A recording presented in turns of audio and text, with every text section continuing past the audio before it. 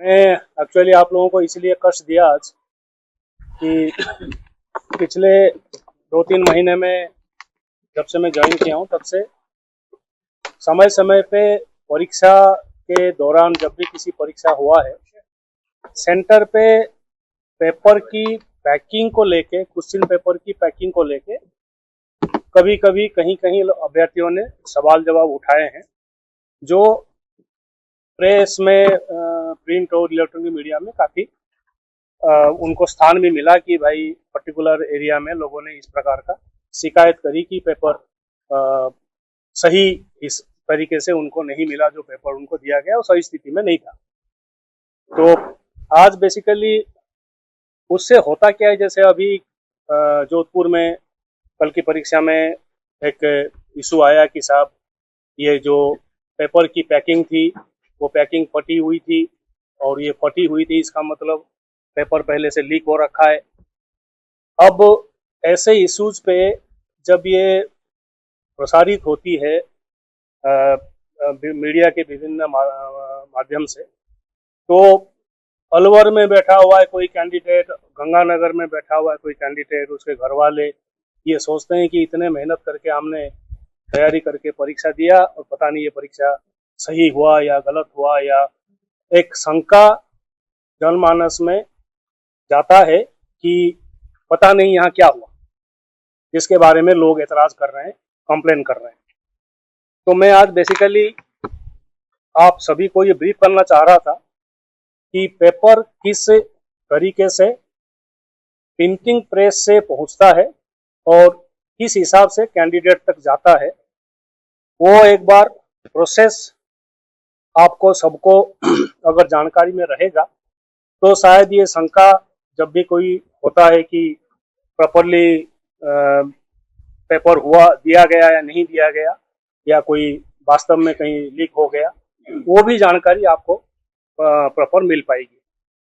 तो जैसे ये सामने आप देख रहे हैं बाएं तरफ, ये जो बक्सा है इसी प्रकार का सील होके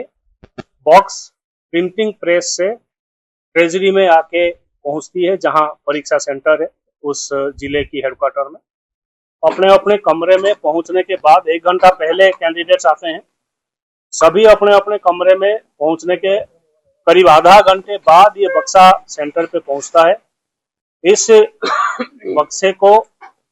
जो जितने भी ताला खोलने से पहले, इसको स्ट्रिप्स को काटने से पहले, लैमिनेशन को हटाने से पहले 2 कैंडिडेट को बुला के, प्लस जो वहाँ काम हमारे अधिक कर्मचारी ड्यूटी पे है, करीब 8-9 लोग रहते हैं 2 कैंडिडेट सहित, जिनको ये बक्सा पूरा दिखाया जाता है कि इसमें कहीं छेड़खानी तो नहीं हुआ है। एक बार वो क्लियर होने के बाद इस बक्से को खोला जाता है। बक्से को खोलने के बाद जो अंदर पैकेट निकलता है, जैसे ये एक क्लासरूम के लिए एक पैकेट है, अगर वहाँ 10 क्लासरूम है तो 10 पैकेट होंगे उस बक्से में, 15 क्लासरूम है तो 15 में होंगे। तो ये जो पैकेट है, इस पैकेट के अंदर पर्टिकुलर एक क्लासरूम के लिए ये पैकेट है। अब इसमें जो सील है, ये सील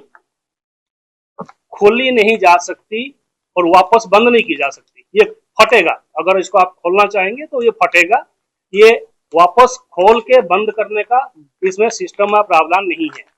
जिस हिसाब से इसकी पैकिंग है। तो ये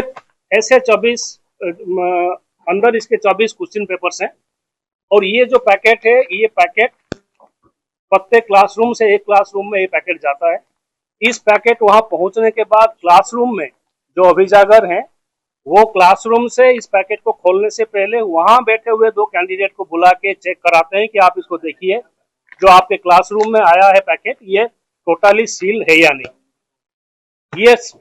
खोलने के बाद जो हमें वहां मिलता है इसके अंदर से, वो इंडिविजुअल कैंडिडेट का एक, ये भी सील्ड है। और ये जो सील्ड किया हुआ है, इसमें अगर आप फ्रंट पे और बैक पे देखेंगे, इस पे क्वेश्चंस का कोई हिस्सा नहीं है, जनरल डायरेक्शंस और बाकी चीजें हैं। जो एक्चुअल क्वेश्चंस आता है वो इसके अंदर है। अभी जैसे जोधपुर में जो हुआ था, ये किसी प्रकार से कहीं से इसकी थोड़ी सी खुल गई थी या ढीली हो गई थी या इसका कुछ हिस्सा खुल गया था। व्यवस्था बना के रखिए क्वेश्चन पेपर को प्रिंटर से प्राप्त करने के लिए, और ट्रेजरी में प्राप्त होती है, कहीं इधर उधर रखा भी नहीं जाता,